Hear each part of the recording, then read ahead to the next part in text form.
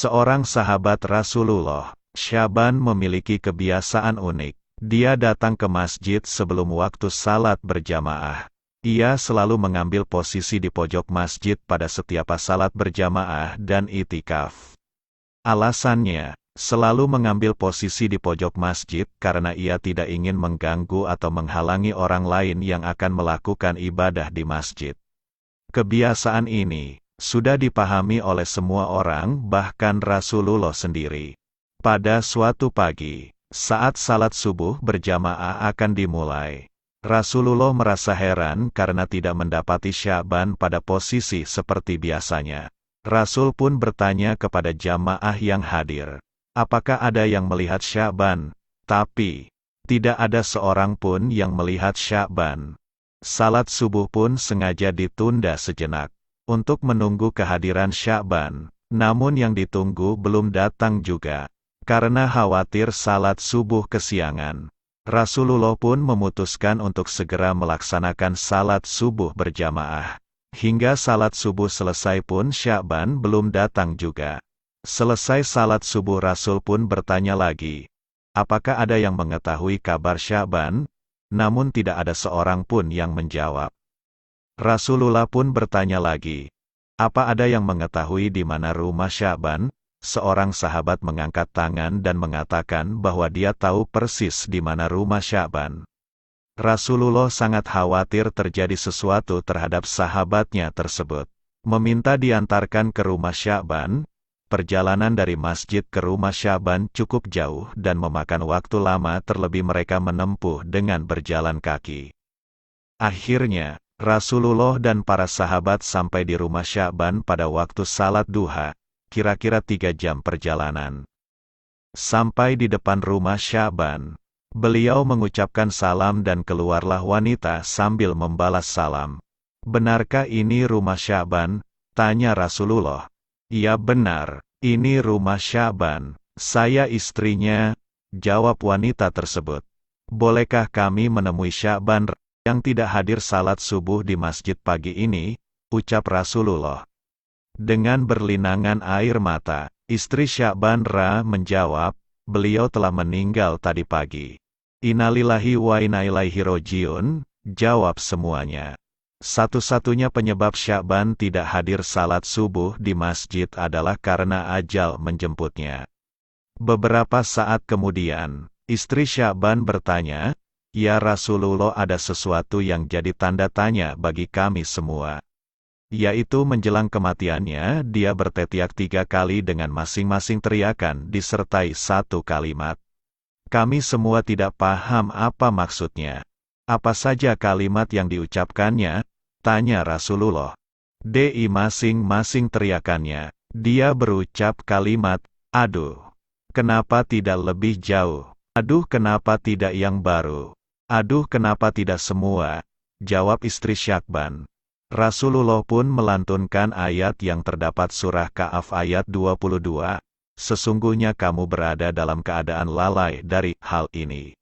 Maka kami singkapkan daripadamu hijab yang menutupi matamu. Maka penglihatanmu pada hari itu amat tajam.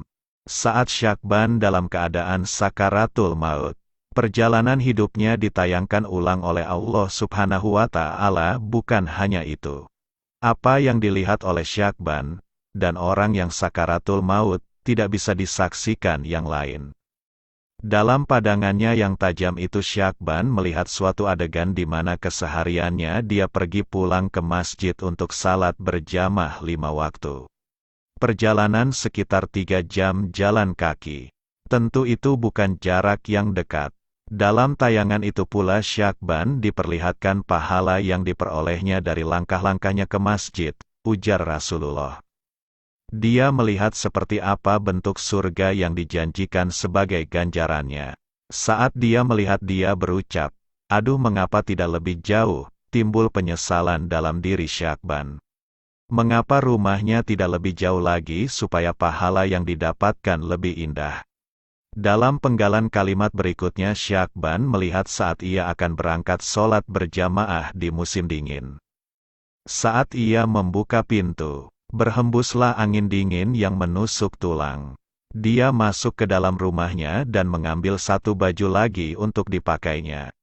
Dia memakai dua baju. Syakban memakai pakaian yang bagus, baru, di dalam dan yang jelek, butut, di luar.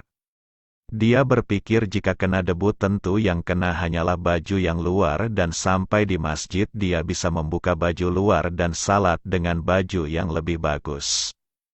Ketika dalam perjalanan menuju masjid dia menemukan seseorang yang terbaring yang kedinginan dalam kondisi menyedihkan. Syakban pun iba dan segera membukakan baju yang paling luar lalu dipakaikan kepada orang tersebut. Kemudian dia memapahnya ke masjid agar dapat melakukan salat subuh bersama-sama.